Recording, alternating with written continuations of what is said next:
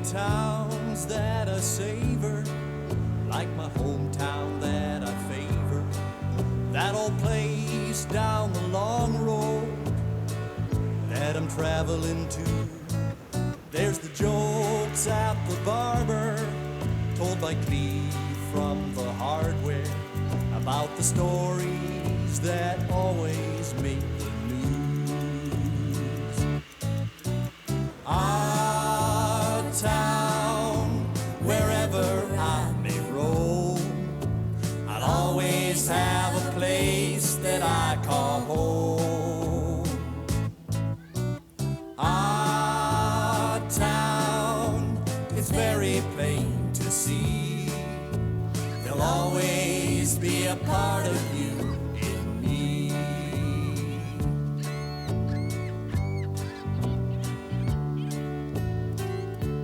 This is a city that began with a dream to build a canal connecting Lake Ontario and Lake Erie to the shipping lanes of the world. As early as 1699, a French engineer, based upon maps supplied to him by the governor of New France, suggested a canal across the Niagara Peninsula. It wasn't until the formation of the Welland Canal Company, however, in 1824, that what was considered to be one of the engineering feats of the 20th century officially got underway, progressing from those original wooden locks to what today is considered to be one of the finest canal systems in the world. I'm Barry Penhale in historic Port Colborne.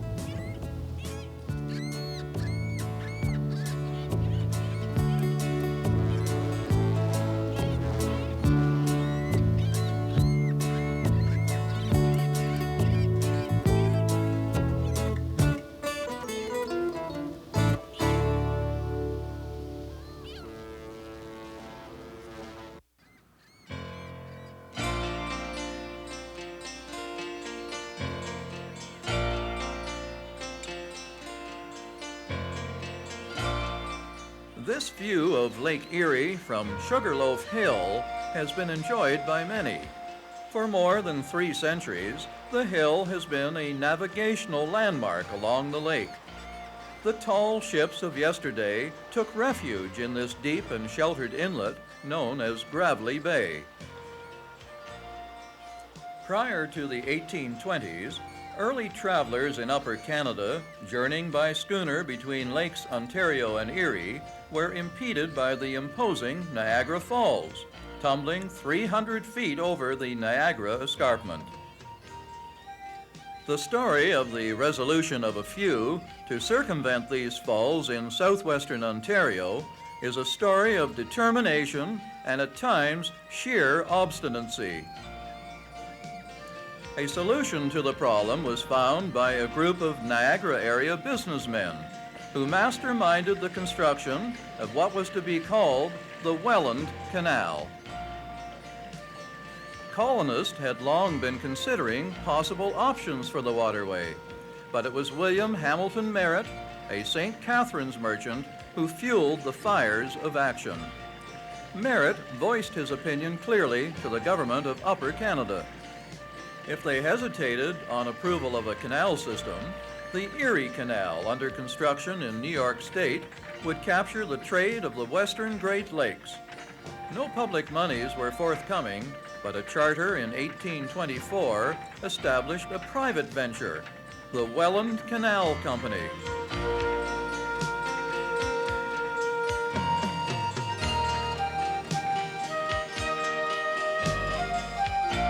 Archaeologists are presently uncovering sections of the 45 original wooden locks through which boats were towed by horses.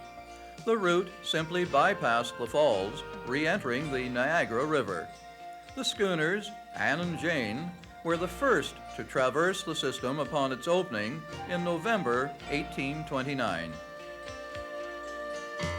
Following completion of the initial canal, the company recognized that a more efficient route would be to continue all the way to Lake Erie, joining it at Port Colborne Harbor. The town, named after the governor of Upper Canada, soon adopted the Welland Canal as its main street, By 1887, sailing vessels were at the height of their glory as carriers. East and West Streets, paralleling the waterway, were boisterous with seamen, waiting for their schooners to be locked up or locked down along the system.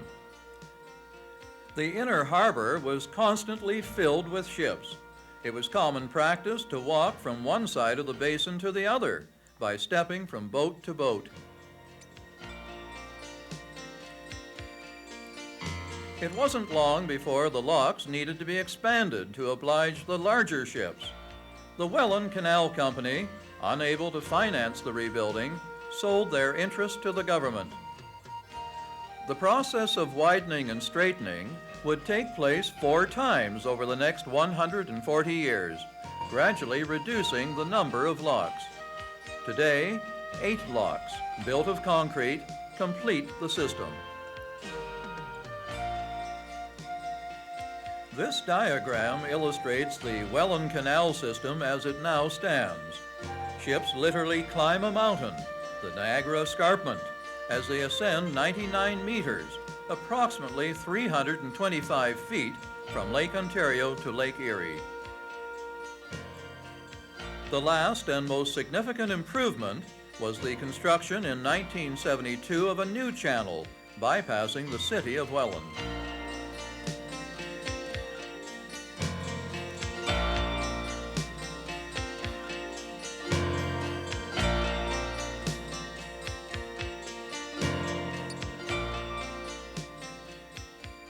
The canal history is interwoven with the harbor village that grew to become the present city of Port Colborne.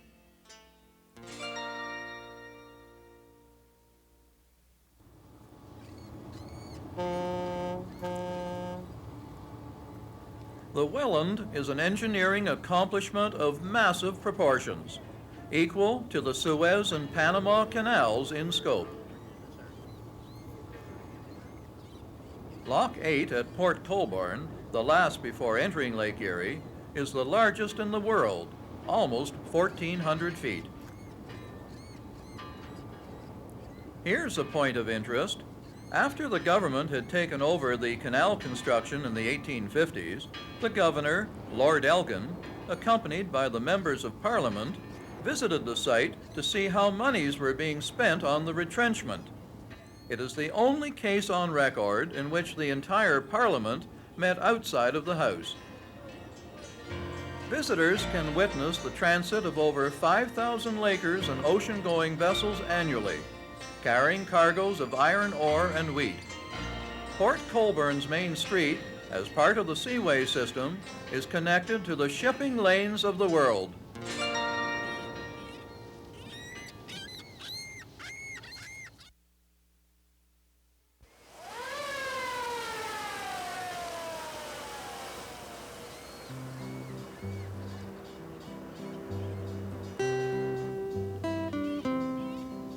The raising and lowering of the many bridges along Lock 8, permitting the flow of water traffic, is part of everyday life in Port Colborne.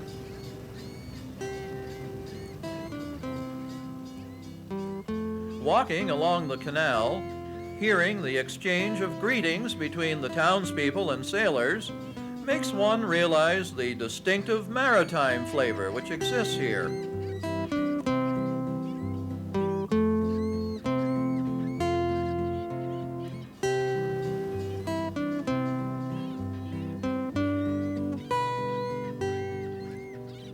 During the early days, the city was a port of entry. Brisk trade was effected, supplying the numerous ships with stores and supplies. The Cronmiller and White Brewery and the Erie Glass Works had their beginnings in this period.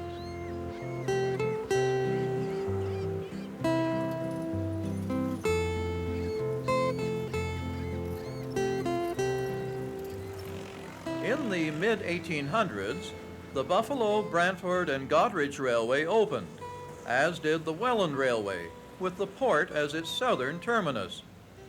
The installation of grain elevators became part of an important industry. Today, Port Colborne is the second largest milling city in Canada and the largest in Ontario. Industries such as Inco, Maple Leaf Mills, and Robin Hood neighbor the long-standing marine service industries, including Marsh Engineering.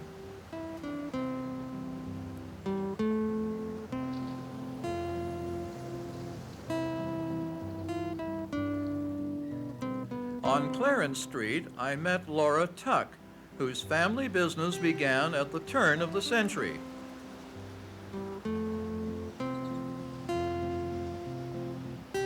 We spoke of the native sons and daughters, Kathy Shirk, golfer, Valerie Thompson, jockey. Hockey fans will recognize the names of Teeter Kennedy, Bronco Horvath, Don Gallinger, Don Simmons, and Dinty Moore. H. Knoll, former mayor, won a total of 24 medals for speed skating while in his 80s.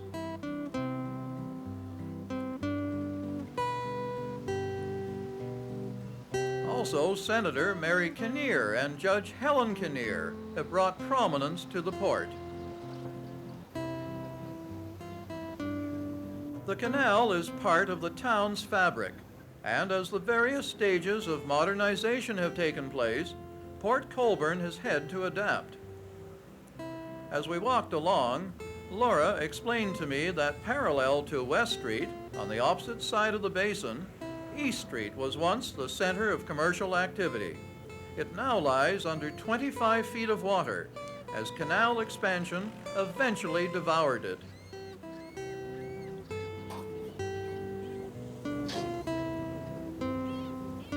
Following the edge of the basin, the fishing boats caught my interest. The fleet had just returned from the lake with the daily Erie catch.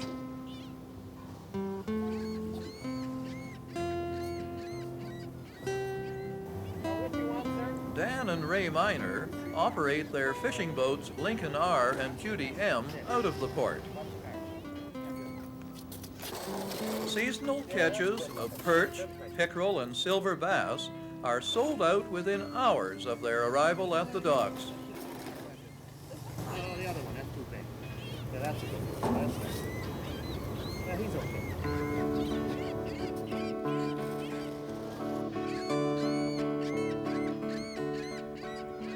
okay. Life on the water has always been a keen interest of mine. Sharing the daily experiences of individuals whose relationship with the water is inseparable is something to be enjoyed. Here's a glimpse of what goes on in a day for some in Port Colborne. My name is Jack. I'm captain on the Port Colborne pilot boat. We service saltwater vessels and some oil tankers coming through the canal, going on Lake Erie, as well as coming down and going on to Lake Ontario. We put canal pilots on 3 miles out on Lake Erie, bringing the saltwater vessels down. They get off at Lock 7. Coming up, we put American pilots on here, right inside the canal, and they're taking it to various ports on the state side or up along Detroit area. Our busiest months are in May and getting on into the fall, around the middle of October up to around Christmas time. They have a rush. You get quite a few salties coming in for their last run, trying to get out and getting back in for another run before the seaway closes. The 14th of June. Scotch Bonnet Island light reported extinguished. Lake Erie being a shallow lake, fall time is the worst as far as winds. I notice here in the late fall you can get a wind starting to come up, usually a southwest wind. That's your worst kind of wind here. Within the hour you'll have 9 to 14 foot seas, and it's just fantastic how quick they grow here. Long River, East Branch. I get to know on a name basis anyway all the American pilots as well as all the Canadian pilots. And Meters north of Green Starboard. I've been working on the water since Well, my father was a commercial fisherman on Lake Superior. I grew up around Mishmacotton Harbor. It's all quite interesting, and you learn a lot about the water and how to work on the water, basically, how to work safe. Basically, I'm just looking at the rest of my life spending on the water.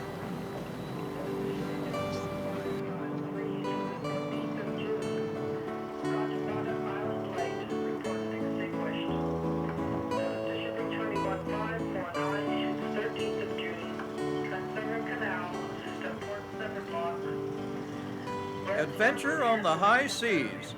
Little do we appreciate the significance of the activity that takes place along the Great Lakes, the largest body of fresh water in the world. 2 miles out on Lake Erie, we met up with the Algo Port. This laker, related by name to Port Colborne, is part of the Algoma Central Fleet. Captain Cranenberg granted permission to embark.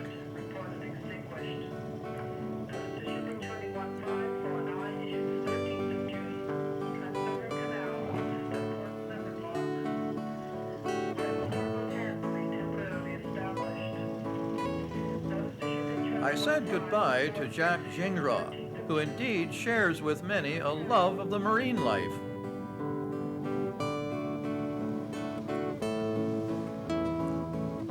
Was this an experience? The Algo Port is the size of an office building and has an elevator to gain access to the wheelhouse. The captain, whose off-duty home is Newfoundland, qualifies for all the descriptions one could imagine as the master of a 658-foot laker that sails the length and breadth of the seaway system. Captain Cranenberg briefed me on the Algo Port. She was built in Collingwood in 1979 and is referred to as a self-loader.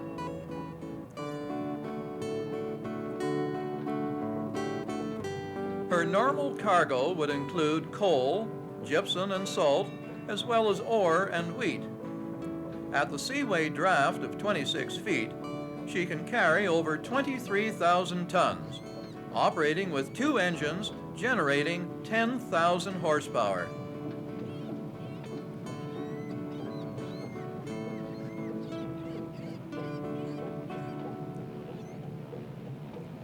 I pondered a moment as I viewed from topside the city that started as part of the dream of this vast canal system. When one bridge is up, the other one's down, as ships the world over pass through a downtown. Don't be a shy one, come on and have fun. Friends are all waiting with a smile in their eye, and it's sail, sail, sail no more. It's time to drop anchor and head into shore, for the fun's just beginning. Everyone's singing of the power of pride of old Port Colborne.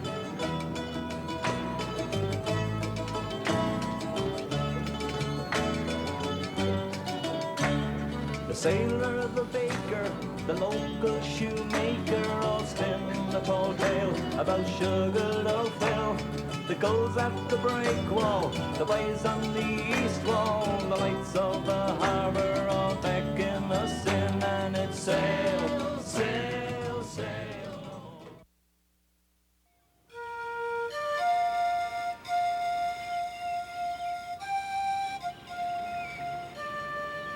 The boat traffic through the port is constant during the shipping season, and its influence has been expressed in many fields of the arts.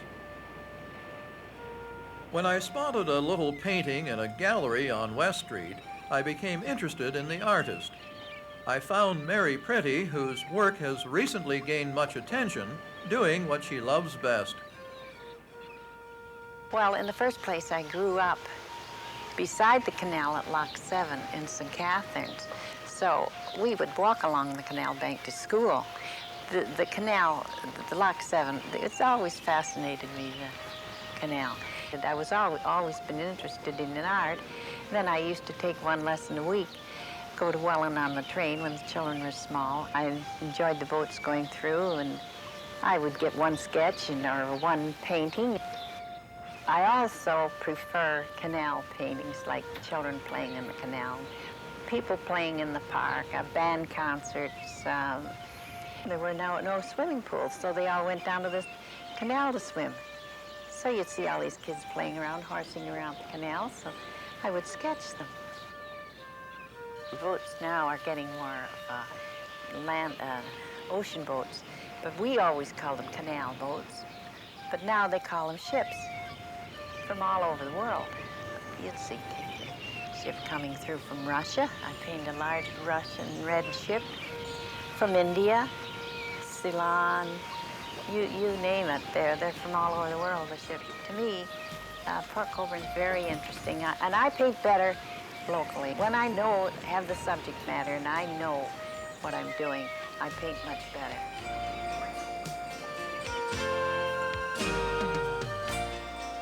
Local residents are proud of their heritage. From the story of the Erie Glassworks, rum running days of Prohibition, or the intriguing accounts of the turn-of-the-century American-built resort, Solid Comfort, there is much yet to tell. There are many, like Mary Pretty, who respect and enjoy the city's gentle quality. The community is a sister in the family relationship of navigation. Her growth and development are preserved here at Port Colborne's Historical and Marine Museum. To those who share a love of history, the dedicated efforts of individuals in museums, archives, and libraries is unmeasurable.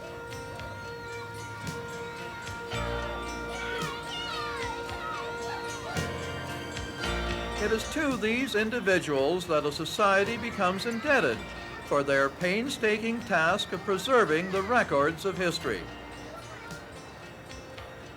Port Colborne, the gate to navigation, employs a phrase in describing herself that pretty well sums up this city: the power of pride.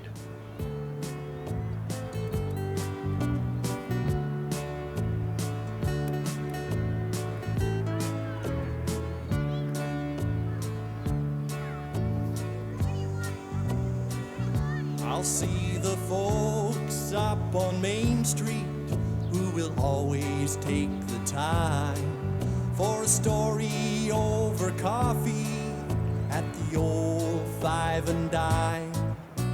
The flag on our town hall through the years has flown free, a tribute to our hometown's history.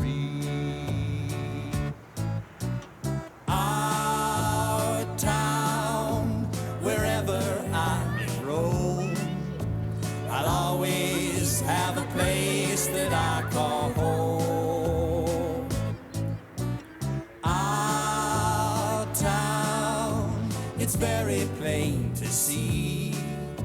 There'll always be a part of you in me. There'll always be a part of you in me. There'll always be a part of you.